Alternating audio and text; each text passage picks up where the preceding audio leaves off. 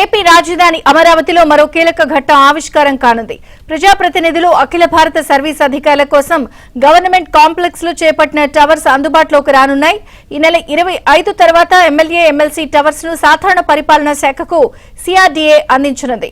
వాటిని ఆగస్టు 15 నాటికి ప్రజాప్రతినిధులకు, అధికారులకు ఇవ్వనున్నారు. అన్ని హంగులు పూర్తి చేసుకుని వినియోగానికి సిద్ధమైన టవర్స్ లోని ప్రత్యేకతలపై మరింత సమాచారాన్ని మా ప్రతినిధి సత్య అందజేస్తారు. సత్య, రాజధాని అమరావతిలో అతి కీలకమైన ప్రజాప్రతినిధుల నివాస సముదాయాలు సర్వం సిద్ధమయ్యాయి. ఈ నెల 25వ తారీఖున సాధారణ పరిపాలనా శాఖకు ఈ భవనాలను అప్పగించబోతున్నారు. ప్రస్తుతం మనం చూడొచ్చు, ఎమ్మెల్యే, ఎమ్మెల్సీ క్వార్టర్స్ వద్ద మనం ఉన్నాం. ప్రజాప్రతినిధులకు సంబంధించి ఈ నివాస సముదాయాలను నిర్మించారు. వీటితో పాటు అఖిల భారత సర్వీస్ అధికారులకు కూడా దీనికి ఆనుకునే మరొక నివాస సముదాయాన్ని కూడా ఏర్పాటు చేశారు. ఇక ఎమ్మెల్యే, ఎమ్మెల్సీలకు సంబంధించి చూసుకుంటే కనుక మొత్తం విస్తీర్ణం 10.4 ఎకరాల విస్తీర్ణంలో ఈ భవనాలు నిర్మించారు. ఇప్పుడు ప్రస్తుతం మనం చూస్తుంది ఎమ్మెల్సీ భవనాలు. అదేవిధంగా బిల్డప్ ఏరియా తీసుకుంటే కనుక 12,33,996 చదరపడుగుల బిల్డప్ ఏరియాను నిర్మించడం జరిగింది. మొత్తం 12 టవర్లు, 2 క్లస్టర్లుగా ఈ భవంతులు నిర్మించారు.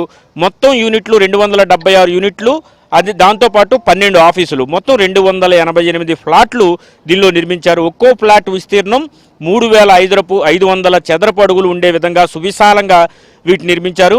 ఇక లిఫ్ట్లు, వుడెన్ డోర్లు, modular works, internal electrical works మినహా అన్ని పనులు కూడా పూర్తయ్యాయి. అయితే గత 2-3 రోజుల నుంచి ఈ పనులు కూడా ప్రారంభించడంతో అతి త్వరలోనే, అంటే ఈ నెల 25వ తారీఖునే సాధారణ పరిపాలనా శాఖకు ఈ భవంతులు అప్పగించే అవకాశం ఉన్నట్లుగా మనకు తెలుస్తోంది.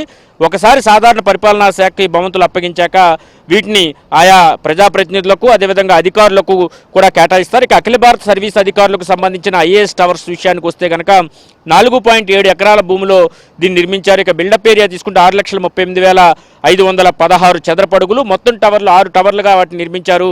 మొత్తం యూనిట్లు 138 ఫ్లాట్లు కాగా 6 ఆఫీసులు కలుపుకొని మొత్తం 144 ఫ్లాట్లను నిర్మించారు.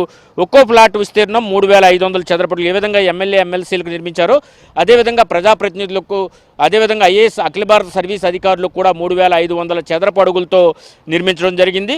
వీటిలో కూడా ఇంకా లిఫ్ట్లు, వుడెన్ డోర్స్ మినహా అన్ని పనులు కూడా పూర్తయ్యాయి. ఈ 2 భవన సముదాయాలు, ఒక 12 టవర్సు, అదేవిధంగా అక్కడ 6 టవర్సు, మొత్తం 18 టవర్స్ను కూడా పూర్తి స్థాయిలో ఈ నెల 25 తరువాత సాధారణ పరిపాలనా శాఖకు సిఆర్డీఏ అప్పగిస్తుంది. తర్వాత సిఆర్డీఏ అప్పగించిన తర్వాత సాధారణ పరిపాలనా శాఖ అవసరమైనటువంటి ప్రజాప్రతినిధులకు వీటిని కేటాయింపులు చేస్తుంది అవసరార్థం. దీంట్లో కేవలం ఈ భవంతులే కాకుండా swimming pool, playing area, parking, సువిశాలమైన పార్కింగ్, ఈ విధంగా అనేక అదనపు సౌకర్యాలతో వీటిని నిర్మించారు.